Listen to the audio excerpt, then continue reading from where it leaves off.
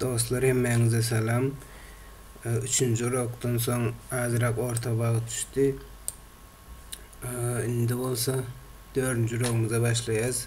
Bu urokda sapakda men size öwretjek bolan zadym praktika. Ýagny geçilerler, gaýtalar we azyjyk täze zatlary öwreneriz. Birinciden okuw diýen papka girýän we JavaScript 4 diýenini döredýän. Kopirowat и вставить edýän, soň adyny ýetgedýän. Klaviaturada F2 basyp JavaScript 4 diýip ýazýan we içine girýän. Redaktorymyzy açýas, Visual Studio Code we azyrak ýetgedýäs atlaryny, sadержанияларını ýetgedýäs. Bärde işler ýetgetmek gerek däl HTML'den. JavaScript'te geçilerler öçürýäs. Biz siz bilen tip danylary geçipdik, bulara öçürýäs. Bärde praktika diýip ýazyp goýýas.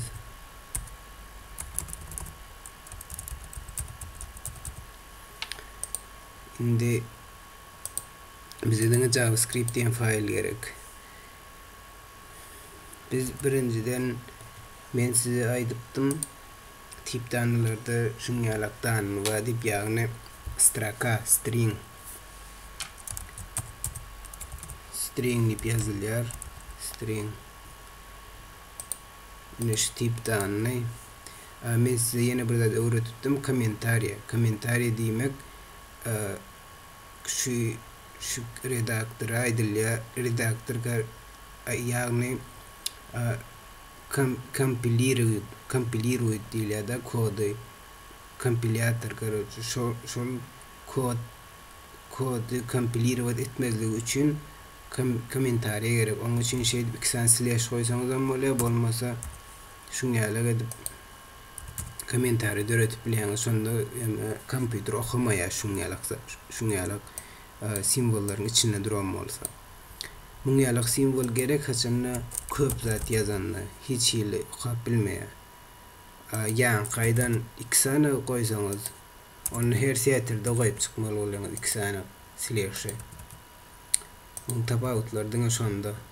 Ýa ýyldız bilen goýsaňyz başynda birini goýaňyz we soňuny ýapylýan goýaňyz boldy.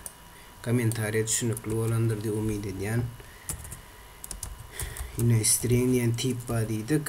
Onuň üçin perimenini döredýäs. Perimenini döretmän siz bilýäňiz, let a diýip ýazýas, deňder goşudurnaň içinde ýazylýar diýdim. String diýen tipdäki hemme danylar, şonuň üçin näprimjer luboy zat ýazyp bilýäs. Ne görüşüňiz ýaly perimenini döretdik. Goşud nokot otur goýsaňyz hem bolýar, goýmasaňyz hem bolýar, muny aýdypdym. Indi bizde console log diýip ýazýas. Jogabymyzy görmek üçin. Browserda açyp oturmaýas, şoň üçin run code edýäs. Ine abcd bu tip string diýen tip. Indi ýene bir zat aýtjak size, string diýen islendik zatlar ýazyp bilersiňiz. Hukman tekstel san ýazyp bilersiňiz. 1 2 3 4 5 adyňyzy ýazyp bilersiňiz, probel goýup bilersiňiz, köp söz ýazyp bilersiňiz. Ýöne şu perimeniniň içine goşulýar. Diňkide öwrenip deňderden soňdaky ýazylan zatlar şu perimeniniň içine, şu perimenine b diýen perimeniniň içinde saklanýar. Ajana şuňa ýüz tutmak üçin biz b harpy ýazýas, a harpy ýazýas ýa bolmasa. Indi ýene bir öwretjek zadym, siz string diýen tip ulananyňyzda şu her bir harpy ýüz tutup bilersiňiz. Nädip ýüz tutmaly? Programirowanyda hukman 0-dan başlaýar. Näprimjer a 0-njy indeksde 0-dan başlaýar. A 0-njy ýerde dur, b 1-nji ýerde dur, s 2-nji ýerde dur, d 3-nji ýerde. Näprimjer a 1-nji ýerde duranok, a 0-njy ýerde dur. Elmedama şunu ýadyňyzdan çykarmak. Bärde 1 0-njy ýerde dur. Sandyň 0-dan başlaýar, birden däl. Şoňa ýalňyşmaň. Inni şoňa ýüz tutmak üçin Biz 4 muşluk yay açacağız ve içine yazacağız ne oldu. İnne hazır özünüz aydın konsolda hiç cevaba karışacağız. A diyen olsanız doğru. Yine A. İnne şöyle misal için ben bir diysem A'nın men bir banal yani bir diysem. Ne oldu nasıl ya? Yine bana aldım berde.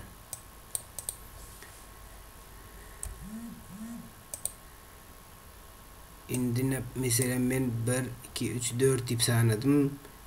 4 tip yazdım. Dan alacak kolayın. Birden sana başladım.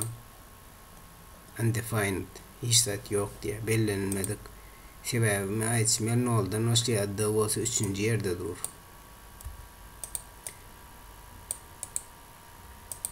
Bu zatlar hal genişliğine uğranırız. String tipi bilen men pikir ediyen siz düşündünüz. Şimdi perimenelerin dörölüşüne öğrendiniz. Yani const diyen söz bilen dörötüp bolya, let bilen dörötüp bolya ve var bilen, şu üçüsü bilen dörötüp bolya. Biz abişini let bilen dörödürüz. Praktik zatlardan umuman işlerimizde. Const haçanı danısını üt götmeyecek olsak. Şu yerde yine bir aytçakladım. Yine hazır abası da 3. yerde de doğru mu? Amen A diyen perimenin aşağıda üt götüp bilen значениесini manisini 1, 2, 3, 4. Şimdi sizin fikrinizce A 3. yerdeki simbol znak haysi da mı ya olması 4 mi? Üns verin biz A'nı başta müngalet tuttuk son A'nın bakasını üt göttük. Şöyle dengdir koyup başka zat yazdık. Özünüz aydın hiç cevap çıkıyor. 4 diyseniz doğru. Yine 4.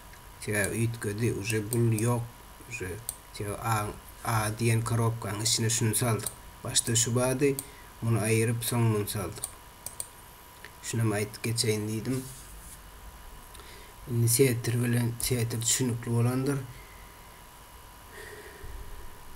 Şimdi men size aytacak olanım pastayanı biz konsol logon yaz.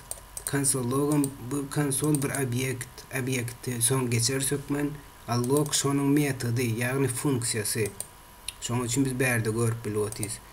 JavaScript'te bular içine öz içindeki funksiyaları JavaScript'te bir neçe funksiya var biz onları öğreniriz.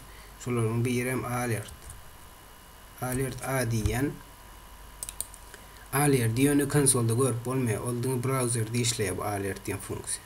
Şunun için biz browser'da açmalı olacağız. İndeksin üstündeki gezek basıp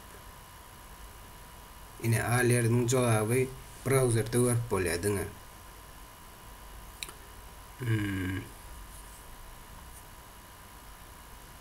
Ne yankı A'nın bakası şu. Okey deyip eğer biz okey basmasak şu sayfada işte işlemez. Alert'ın bir şu tarafı var. Yine berde elmidam aylant duruya tükönüksüz. Sebebi biz okey basya son işleyip kalan zatlar yine.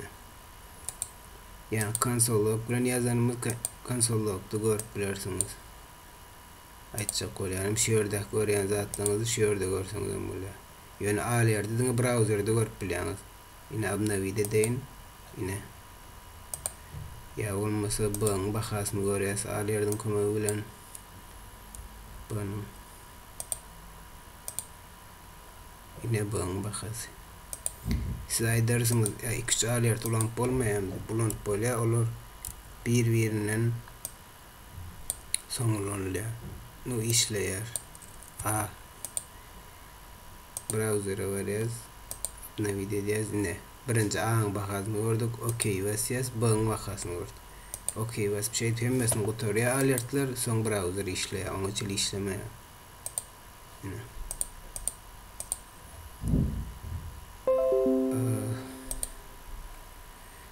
Alert'i okak görürsünüz internetten. Bunu öğrenmenin manisi yok. Sev alert prosta biz yankı yasayan premierlerimizin cevaplarını bilmegimiz için özümüze gerek. Yeni aytjak bolan zadım indi şular komentar etmek için şey saylap alsanızam şu el bilen yazıp oturmak hükmen da yine şey versiyetri şeyde. Onun için hemmesini saylap alyanız kontrol bilen slash basyanız shift'in yanına özü otomatik hemmesini komentar ediyor. Kod işlemeye bundan sonra sahrani dediğiz kontrol es. Inni size öğreteceğim. Biz öğrendik number diyen tip. Oldığını san. Yine naprimер. Başka bir ad vereyle. Nam deyip. Yine hiç il koşudur naksat koyulmaya yönü verdi. Luboy san koyup biliyorsunuz. Dine. San minus olup biliyor. Plus olup biliyor. Plus olsa koymak hükmen. Minus olsa koymak. İnne biz sanları bile ne mit biliyoruz? Обычно matematikte yani matematik operasyonlar et biliyoruz da. İnne например tabi bugün alert bilen görkezayın hemmesini. Konsolog gün özünüz tecrübe et görürsünüz. İnne nam dedik ha. Nam koşmak. Nam diysem ne çıkarsın fikrinizce. Browser. İnne 200. Seya 100 koşmak 100 200.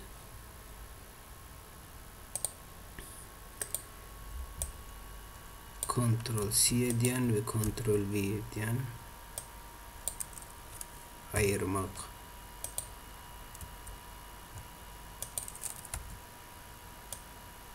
Köpeltmek. Bölmek. Şu yerden neme çıkmalı? 200 çıkmalı. Biz onu gördük. Şu yerden neme çıkmasın fikrinizce?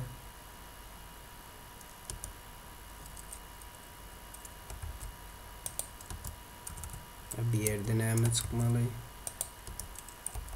Bir yerde neme çık. Hazır bir mont videonu pauza koyup şular aydın. Son men bilen deňeşdirip görüm. Berde nol çıkıyor. Berde de neme? 10.000 çıkıyor.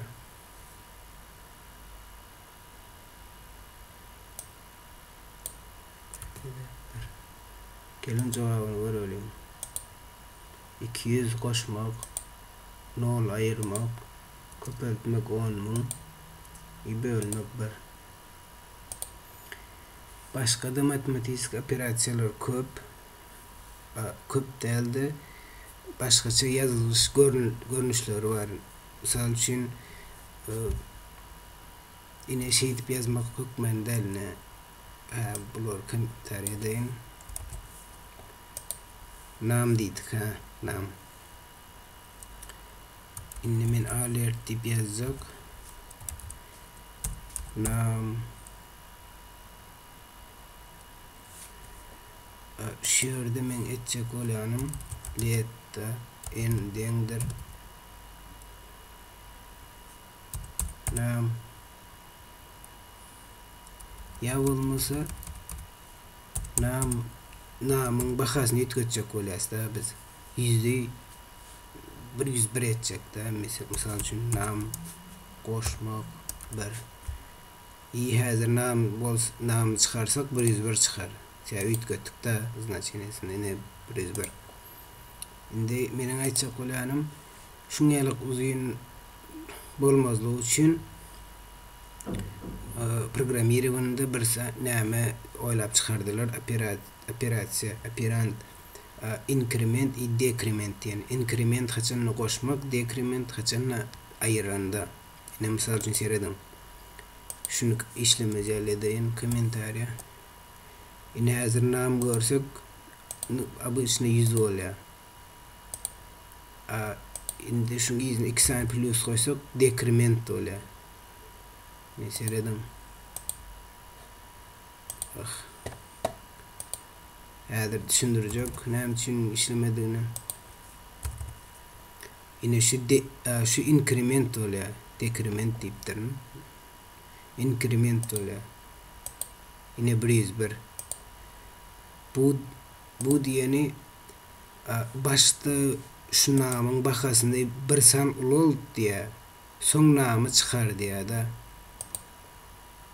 Ine 101.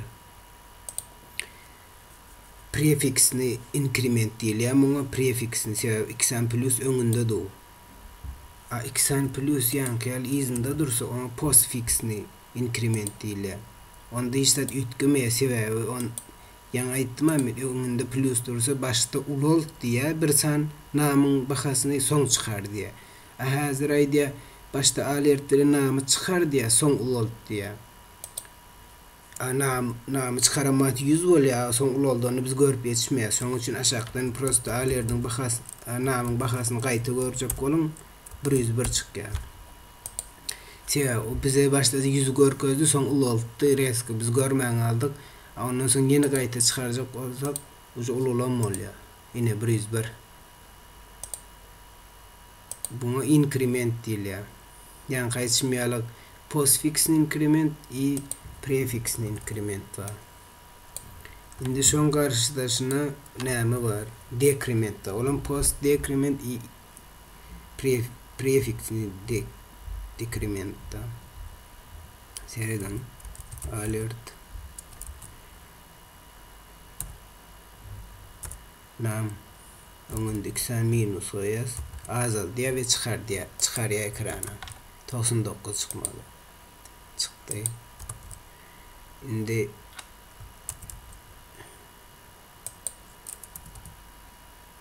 bula prefix ne? Postfix ne olanı başta 100'ü görýär, soň azal diýe soň çykanyny uje görýär 99 gon. Wat. Indi biz bu zatlaryň nerede ulanýandygyny häli görürüz, ýani sikllar zatlary geçende for, while, do while sikllar bar bilýän bolsaňyz şolar geçende hökmen düşünürsiz näde işleýänini, näme üçin gerekdigini.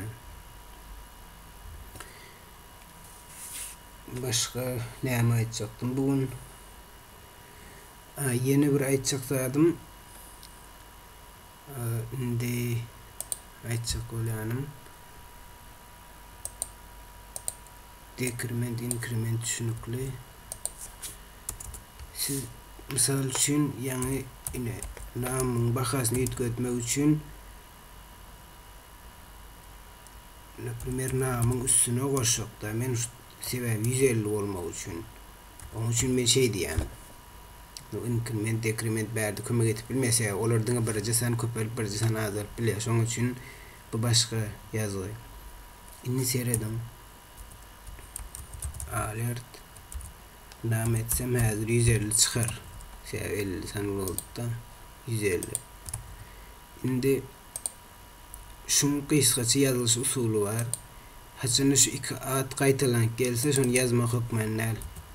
Onuň üçin näme etmeli? Prosta deňderiň öňünden gerekli näme izna goýmaly. Ya plus, ya goşmak, ya aýyrmak, ya minus. Ya bölmek, ya köpeltmek. Indi şu bir zat çykar häzir 150. Ne? Aýyrmakda da şoň ýaly.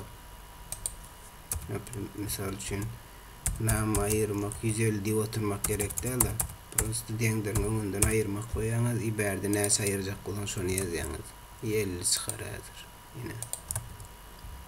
Köpeltmekde de şoň ýaly. Bu gysgaça ýollar diýilýär da 5000. Yazılmanın gysga ýollary. Yani uzun kod ýazyp oturmak gerek däl. Ne şunu aýtjakdym size. Şu geçirenlerin hemmesini praktika etip görün, gaýtalap görün. Bu zatlar programmeriň başta ansatýalykdyr ýöne şu zatlar köp gaýtalap ýazsaňyz soň avtomatik özüňiz ulakan kodlary, ýa-ni saytlar, zatlar ýazanda size hiç kynçylyk bolmaz. Sebäbi diýseňiz şu zatlardan hemme ulu programmalarym kiçicik ýa kodlardan durýar. Şu kiçicik kodlary goşup yazmanyny öwrenseňiz, soň siz uly programmalar ýazanda hiç kynçylyk çekmersiňiz. Akalan zatlary indiki urokda dowam ederiz. Häzirlikçe hemmeňize hoş, sag bolun.